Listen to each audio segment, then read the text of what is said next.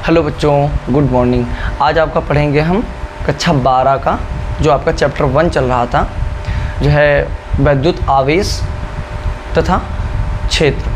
तो उसमें जो आपका लेक्चर चल रहा था वैद्युत द्विध्रुव के कारण उत्पन्न वैद्युत क्षेत्र की तीव्रता, उसमें हम अच्छी स्थिति या अनुदैर्ध्य स्थिति पढ़ चुके थे। जो पहली कंडीशन थी वो पिछले वीडियो में क्या कर चुके हैं, पढ़ चुके हैं। आज हम पढ़ेंगे निरक्षीय या अनुप्रस्थ स्थिति। तो हम हेडिंग क्या बनाएंगे, निरक्षीय अथवा अनुप्रस्थ स्थिति, ये हम हेडिंग बनाएंगे। ठीक है, तो चलो। तो यहाँ पर क्या होगा,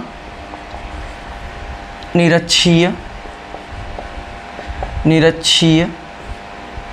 स्थिति, निरक्षीय स्थिति यानी निरक्षीय स्थिति में हम क्या करेंगे, वैद्युत द्विध्रुव के कारण उत्पन्न वैद्युत क्षेत्र की तीव्रता निकालेंगे। तो सबसे पहले इस पे हम क्या करते हैं, इसके स्ट्रक्चर पे देखते हैं। तो यहाँ पर क्या होगा, क्या करेंगे, सबसे पहले दो आवेश ले लेंगे। एक आपका ये आवेश हो गया और दूसरा आपका ये आवेश हो गया। ठीक है, दो आवेश लेंगे, एक को देंगे -q और एक को देंगे क्या, +q। -q +q क्यों दिया, क्योंकि जो है ये क्या है, आपके वैद्युत द्विध्रुव का फॉर्मेशन करना है। वैद्युत द्विध्रुव क्या होता है, वह निकाय होता है जिसमें एक समान परंतु क्या होते हैं, विपरीत आवेश होते हैं। तो ये एक समान आवेश हो गए और क्या हो गए, विपरीत हो गए, और उनके बीच की जो डिस्टेंस होनी चाहिए वो क्या होनी चाहिए, अल्पतम होनी चाहिए। तो इस दूरी को हम क्या ले लेते हैं, 12 ले लिए। क्या ले लिए, 12 ले लिए। तो हमारा ये क्या बन गया, वैद्युत द्विध्रुव बन गया। अब वैद्युत द्विध्रुव का हम एक मध्य बिंदु लिए, वो मध्य बिंदु हमारा क्या हो गया, O हो गया। इस मध्य बिंदु का नाम क्या दिए, O दिए। इस मध्य बिंदु के निरक्षीय यानी कहाँ करना है, अक्षीय स्थिति पढ़े थे, इसमें क्या पढ़ेंगे, निरक्षीय। तो यानी निरक्ष पे, तो यानी इस यहाँ से मध्य बिंदु से क्या करेंगे, हम एक रेखा खींच देंगे लंबवत अभिलंबवत, इस तरीके से, जो क्या करेगी, इस वैद्युत द्विध्रुव के निकाय को दो बराबर भागों में बांटेगी। ठीक है, अब इस रेखा पर कहीं भी आपको क्या करना है, बिंदु P ले लेना है और उस पर हमें क्या करना है, वैद्युत क्षेत्र की तीव्रता निकालनी है। तो आप चाहे यहाँ लो, यहाँ लो, यहाँ लो, यहाँ लो, नीचे ले लो, कहीं भी ले लो। ठीक है, तो हम क्या करते हैं, P बिंदु हम यहाँ पर ले लेते हैं, तो नीचे वाला हटा देते हैं। जब भी आपका जहाँ मन करे आप वहाँ रख के इसका क्या करिएगा, डेरिवेशन करना। तो आपका प्राप्त वही फार्मूला होगा जो हम इसको सॉल्व करेंगे, यहाँ से करने पर करेंगे। तो इसको ऊपर की ओर ड्रा करें इस तरीके से अभिलंबवत, और ये बिंदु आपका निरक्ष पे ले लिए। तो यहाँ से क्या करेंगे, Q को इससे मिला दिया और इस Q को इससे मिला दिया। इस तरीके से क्या हुआ, हमारा एक त्रिभुज का फॉर्मेशन हो गया। इसका नाम, इसे नाम क्या दिया, बिंदु P नाम दे दिया। इस P बिंदु पे हमको वैद्युत क्षेत्र की तीव्रता निकालनी है, या वैद्युत क्षेत्र की तीव्रता के लिए सूत्र निकालना है। अब क्या होगा, प्लस से क्या होता है, दूर जाता है, माइनस की ओर आता है। वैद्युत क्षेत्र क्या होता है, प्लस से दूर जाता है।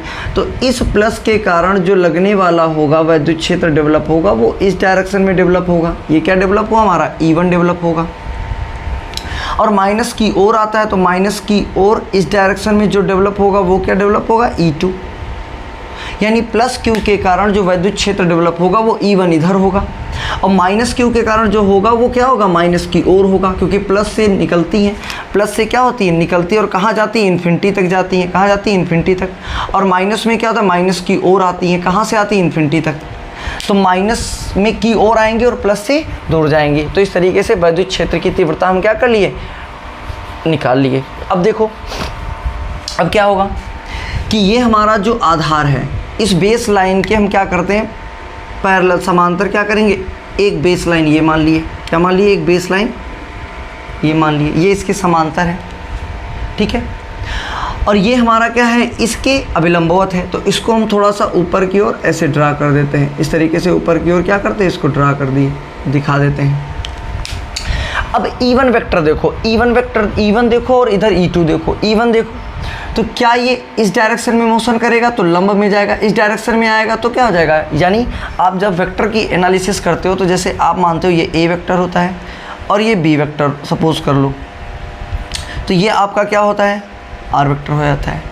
या R को अगर हम इस डायरेक्शन में लाएं, इस डायरेक्शन में लाएं, तो जब हम इसको थीटा एंगल से थीटा मोड़ पे घुमाएंगे तो ये क्या कहलाता है, R cos थीटा हो जाता है। और जब इसको लंब ले जाते हैं तो क्या होता है, R sin थीटा हो जाता है। तो इसी तरीके से देखो क्या होगा कि इस E1 को जब हम इस डायरेक्शन में थीटा एंगल से, इस दिशा में जब थीटा एंगल से घुमाएंगे तो ये क्या कहलाएगा, E1 cos थीटा। और इसका डायरेक्शन क्या हो जाएगा, ये ऐसे हो जाएगा आके। और ये जब ऐसे जाएगा ऊपर की ओर जाएगा, ये लंबवत जाएगा, तो ये क्या हो जाएगा, इसके लिए व्यंजक क्या आएगा, E2 sine theta, sorry E1 sine theta हो जाएगा। क्या हो जाएगा, E1 साइन थीटा हो जाएगा।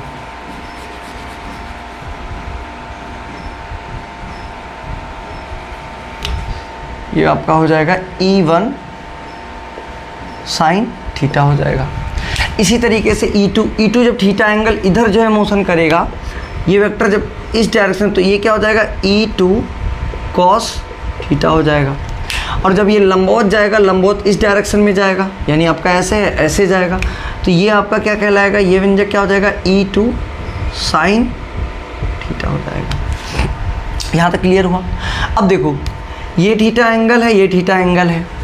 अब यहाँ से देखना ध्यान से, एक ये बेस लाइन ये वाली हो गई और एक बेस लाइन ये हो गई, एक ये बेस लाइन हो गई और एक ये बेस लाइन हो गई, और ये इसको तिर्यक रेखा है। तो देखना ये ऐसे क्या हो गई, तिर्यक रेखा हो गई। यानी यहाँ पर हम देखो लिखा E1 वेक्टर, और यहाँ पर क्या था, ये बिंदु देखो प्लस Q हो गया। तो ध्यान से देखना, ये वाला आपका एंगल थीटा है, तो ये भी आपका क्या होगा, थीटा होगा।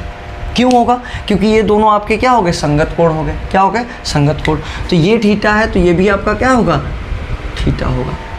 ठीक है, तो इस तरीके से क्या हुआ कि निरक्षीय स्थिति पे हमको बिंदु P पे क्या निकालना था, वैद्युत क्षेत्र की तीव्रता निकालनी थी। तो उसके लिए हम क्या करें, एक डायग्राम को कंप्लीट बना लिए। अब हम देखते हैं, क्या देखते हैं, अब हम लिखेंगे कि प्लस Q आवेश के कारण उत्पन्न वैद्युत क्षेत्र की तीव्रता का मान निकालेंगे, फिर माइनस Q आवेश के कारण वैद्युत क्षेत्र की तीव्रता का मान निकालेंगे, फिर परिणामी निकालेंगे। ठीक है, तो यहाँ पर हम लिख लेते हैं। और देखो डिस्टेंस क्या होता है, Q से ये P से और इसके मध्य बिंदु को ये जो मिलाने वाली रेखा दिख रही है, ये डिस्टेंस क्या होगी, इसको मानेंगे R। ये क्या माना, R मान लेंगे। ये क्या हो जाएगी, R हो जाएगी।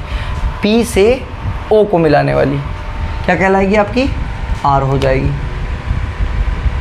ठीक है, देखो यहाँ पर लिखेंगे Q प्लस Q आवेश के कारण बिंदु P पर उत्पन्न वैद्युत क्षेत्र की तीव्रता। तो वैद्युत क्षेत्र की तीव्रता क्या होती है, E1 है। तो E1 बराबर फार्मूला क्या था, 1/4 pi epsilon not into K। मध्यम में रखा हुआ है, माध्यम का परावर्त वैद्युतांक क्या है, K है। Q होता है, Q हो गया, अपान में क्या होता है, R स्क्वायर। तो R जो डिस्टेंस होती है वो प्लस Q और P के बीच की दूरी होती है। तो प्लस Q और P के बीच की दूरी, हमको ये दूरी निकालना है, तो ये दूरी हमें नहीं पता है। तो देखो क्या करेंगे, तो हम क्या करेंगे, ये जो त्रिभुज आपका दिख रहा है, ये त्रिभुज दिख रहा है, ये वाला त्रिभुज दिख रहा है आपको, तो ये एक समकोण त्रिभुज है। क्यों, क्योंकि ये क्या है, 90 डिग्री है। ध्यान से देखना, तो जब ये 90 डिग्री है तो ये हमारा क्या है, कर्ण है, और ये वाली भुजा क्या हो गई, ये आधार हो गई, और ये वाली भुजा क्या हो गई, लंब हो गई। तो हमको कर्ण निकालना है, तो कर्ण का मान निकालने के लिए क्या करेंगे, पाइथागोरस प्रमेय लगा देंगे। तो पाइथागोरस प्रमेय क्या कहती है, कहती है कर्ण स्क्वायर बराबर आधार स्क्वायर प्लस का लंब स्क्वायर। तो इस कर्ण का मान निकालना है, तो कर्ण स्क्वायर बराबर आधार हमारी क्या हो गई, तो देखो ये जो O है ये मध्य बिंदु है, तो डिस्टेंस हमारी इतनी क्या हो जाएगी, ये L हो जाएगी, और ये भी डिस्टेंस क्या हो जाएगी, ये भी L हो जाएगी। तो यहाँ पर आधार कितना हो गया, L का स्क्वायर प्लस ये डिस्टेंस क्या हो गई, लंब क्या हो गई, R। ये देखो R है, तो R का स्क्वायर। तो कर्ण बराबर क्या हो जाएगा, स्क्वायर हटेगा तो रूट लग जाएगा, रूट के अंदर क्या हो जाएगा, R square plus L square. तो क्या हमारा कर्ण का मान आ गया, तो हम यहाँ पर लिख सकते हैं, क्या हो जाएगी, root R square plus L square हो जाएगा। ठीक है, R square plus L square हो जाएगा। इसी तरीके से अब देखो ये थीटा है, और क्या होगा, ये भी थीटा होगा, यानी ये जो त्रिभुज है, तो ये भुजा क्या है, इस भुजा के क्या है, बराबर है। क्यों बराबर होगी, तो ये भी क्या होगी, R square plus L square होगी। तो यहाँ पर हम क्या करेंगे, प्लस Q और P के बीच की दूरी क्या हो गई, under root R square plus L square का होल स्क्वायर हो जाएगा। ठीक है, तो क्या आ जाएगा, E1 बराबर 1/4 pi epsilon not into K। Q upon square है रूट, तो स्क्वायर से क्या है, रूट हट जाएगा, तो आ जाएगा R square plus L square. तो ये क्या बन गया, समीकरण 1 बना लेते हैं, या E1 लिख लिया। तो हमें प्लस क्यू के द्वारा क्या डेवलप हुआ, E1 पता हो गया। अब हम क्या करेंगे, माइनस क्यू के द्वारा निकालेंगे। क्या लिखेंगे, माइनस क्यू आवेश के कारण बिंदु P पर उत्पन्न वैद्युत क्षेत्र की तीव्रता, वैद्युत क्षेत्र की तीव्रता। तो जो वैद्युत क्षेत्र की तीव्रता है वो क्या है, E2, यानी इस माइनस के द्वारा क्या डेवलप हो रही, E2। तो E2 बराबर क्या हो जाएगा, E2 बराबर 1/4 पाई एप्सिलॉन नॉट इंटू के, Q अपान माइनस Q और P के बीच की डिस्टेंस लेंगे तो माइनस Q और P के बीच की डिस्टेंस क्या है, √R² प्लस L² का होल स्क्वायर। तो क्या निकलेगा, E2 बराबर 1/4 पाई एप्सिलॉन नॉट इंटू के, Q अपान स्क्वायर से रूट हट जाएगा तो R² प्लस L²। तो इस तरीके से हमें क्या हुआ, E1 और E2 का मान लिख लिए। अब हमको क्या करना है, परिणामी निकालेंगे। इधर देख लो, हमें निकालना है परिणामी तीव्रता। क्या निकालेंगे, परिणामी तीव्रता, यानी परिणामी तीव्रता क्या करना है, E बराबर हमको निकालना है। परिणामी तीव्रता क्या होती है, E का मान निकालना है। तो E बराबर क्या करेंगे हम, E1 cos थीटा और E2 cos थीटा को जोड़ देंगे। क्यों जोड़ेंगे, क्योंकि एक ही दिशा में है। और E1 sin थीटा और E2 sin थीटा को क्या कर देंगे, घटा देंगे, यानी इनको लेस कर देंगे। देखो क्यों आएगी, ये भी देख लो। ये आपका E1 cos थीटा ऊपर की ओर डायरेक्शन है, E2 cos थीटा नीचे की ओर, तो ये दोनों अपोजिट डायरेक्शन में है। तो अपोजिट डायरेक्शन में इन दोनों को अगर हम निकालेंगे तो E बराबर लिखेंगे E1 sin थीटा माइनस का E2 sin थीटा। सिंपल है। E1 के लिए देखो फार्मूला क्या होगा, 1/4 पाई एप्सिलॉन नॉट और Q अपान क्या आएगा, यहाँ भी R² प्लस L² आएगा, क्योंकि देखो E1 का ये मान निकाला है। साइन थीटा का मान तो देखो साइन थीटा तो दोनों के लिए सेम होगा। E2 का मान क्या है, 1/4 pi epsilon not Q upon R² plus L² into क्या आ जाएगा, साइन थीटा। ओके, देखो E1 का ये मान निकाले हैं तो देखो यहाँ पर E1 का मान लिख दिया, ये E1 का मान लिखा। E2 का मान जो निकाला वो E2 का मान रखा। साइन थीटा क्या है, थीटा ये दोनों बराबर होंगे तो थीटा के लिए मान दोनों के लिए क्या होगा, सेम होगा। तो विपरीत दिशा होने के कारण ये वैल्यू, पूरी वैल्यू क्या होगी, प्लस की है, ये माइनस की, तो पूरी वैल्यू घटेगी। तो E बराबर क्या आ गया, 0। E बराबर क्या आ गया, 0। यानी यहाँ पर क्या होगा कि E1 sin थीटा और E2 sin थीटा ये दोनों क्या करते हैं, आपस में निरस्त हो जाते हैं। विपरीत दिशा होने के कारण एक दूसरे को क्या करेंगे, निरस्त करेंगे। इसलिए इनका मान रख के हम नहीं निकालेंगे, इनके लिए क्या आएगा, E बराबर 0 आएगा। और ये हमारी क्या है, सेम डायरेक्शन में, दोनों क्या है, एक ही दिशा में। देखो E2 इधर आया और E1 इधर आया, दोनों का डायरेक्शन क्या है, सेम है। तो सेम दिशा होने के कारण क्या होगा, यहाँ पर परिणामी तीव्रता ये जुड़ जाएगी। तो यहाँ पर क्या लिखेंगे, E1 cos theta plus E2 cos theta. ठीक है, अगर आपको दिक्कत हो रही हो तो आप नोट बना के लिख सकते कि E1 sin थीटा व E2 sin थीटा एक दूसरे के विपरीत दिशा में है, एक दूसरे के विपरीत दिशा में होने के कारण एक दूसरे को निरस्त करते हैं। इसलिए E बराबर क्या आ जाएगा, E1 sin थीटा माइनस अगर E2 sin थीटा करोगे तो आपको फाइनली में क्या प्राप्त होगा, E बराबर 0 प्राप्त होगा। तो जब हमको यहाँ पर 0 प्राप्त होगा तो हमें यहाँ पर वैद्युत क्षेत्र की तीव्रता नहीं निकालनी है, हमें E के लिए व्यंजक निकालना है। और यहाँ पर E बराबर 0 आ गया तो ये थोड़ी ना निकालना था हमको, यानी यहाँ पर वैद्युत क्षेत्र डेवलप नहीं हो रहा है। तो इसलिए हम क्या करेंगे, E1 cos थीटा और E2 cos थीटा से निकालेंगे। तो इनकी दिशा सेम होने के कारण यहाँ पर क्या लिखेंगे, परिणामी तीव्रता E बराबर E1 cos theta plus E2 cos theta. आपसे कोई कहे इनको क्यों जोड़ रहे हैं, तो कहोगे इनकी दिशा सेम होने के कारण, ये सेम दिशा होने के कारण ये आपस में क्या होंगे, जुड़ जाएंगे। और ये विपरीत दिशा होने के कारण निरस्त कर जाएंगे। ठीक है, अब क्या करेंगे, इस E1 का मान यहाँ पे रख देंगे, E2 का मान यहाँ पे रख देंगे। तो देखो क्या आ जाएगा, E बराबर E1 का मान हो जाएगा 1/4 पाई एप्सिलॉन नॉट इंटू के, Q upon R² plus L² into cos theta plus 1/4 pi epsilon not into के, Q अपान R² plus L² into cos theta. जहाँ तक समझ में आया, क्लियर हुआ। यहाँ देखो E1 का मान ये रख दिया, E2 का मान यहाँ पे रखा, cos थीटा था उसको वैसे रहने दिया। अब देखो यहाँ पर ये पूरा डिजिट देखो और ये पूरा डिजिट देखो एक समान है, ये भी पूरा पद और ये पूरा पद एक समान है। इनको जोड़ लेंगे तो क्या हो जाएगा 2, यानी ये एक ये हो गया और एक ये, एक एक जुड़ के क्या होगा 2, यानी 2 1/4 into K Q upon R square plus L square into cos theta, यानी एक पद ये एक पद सेम है तो जुड़ के क्या आ जाएगा, तो ई बराबर हो जाएगा 2 into 1/4 into K Q upon R square plus L square into cos theta. ठीक है, यहाँ तक इसको नोट करो। अब कॉस थीटा का क्या करेंगे, मान निकालेंगे, फिर यहाँ पर कॉस थीटा का मान रखेंगे, आगे और सॉल्व करेंगे। इतना आप नोट कर लीजिए। ठीक है, ठीक है। अब देखो क्या करेंगे, यहाँ पर कॉस थीटा का मान निकाल लेते हैं। तो देखो यहाँ पर क्या करना है, लिखेंगे चूंकि कॉस थीटा बराबर क्या होता है, आधार बटे क्या होता है, कर्ण होता है। तो कॉस थीटा का मान निकालना है, तो फिर से हम इसी त्रिभुज में आ जाते हैं। ये वाला त्रिभुज दिख रहा है ना हमको, ये वाला त्रिभुज, समकोण त्रिभुज। तो इसमें क्या हो गया, ये थीटा दिया हुआ है और कॉस थीटा बराबर क्या होता है, आधार, तो ये आपका आधार हो गया, और कर्ण क्या हो गया, ये आपका कर्ण हो गया। ये आपका आधार हो गया और ये आपका क्या हो गया, कर्ण हो गया। तो यहाँ पर मान रख देते हैं।